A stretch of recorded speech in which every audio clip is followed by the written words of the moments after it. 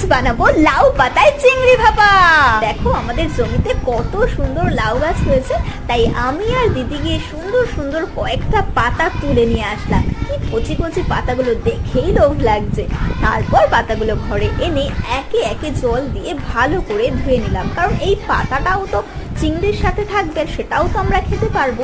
এবার শিল পেতে তার মধ্যে সর্ষে আর লঙ্কা দিয়ে মা জমজম জমজম করে মা বেটে দিল। মাছের মধ্যে সর্ষে বাটাটা দিয়ে দিলাম, তারপর দিলাম নুন, হলুদের গুঁড়ো, একটু পরিমাণে চিনি এবং কিছুটা তেল দিয়ে ভালো করে মেখে নিলাম। তারপর একটি বাটিতে তেল দিয়ে মাখিয়ে নিলাম। চিংড়ি মাছটা ভালো করে পরিমাণে তেল দিয়ে দুটো কাঁচা লঙ্কা সাথে দিয়ে ভালোভাবে লাউ পাতাটা দিয়ে মুড়িয়ে নিতে হবে। এভাবে মুড়িয়ে ঢাকা দিয়ে নেবো। এবার কড়াইতে কিছুটা পরিমাণ জল দিয়ে চিংড়ি মাছের সেই বাটিটা এভাবে 10-15 মিনিট রাখলেই তৈরি হয়ে যাবে আমাদের লাউ পাতায় চিংড়ি মাছ ভাপা।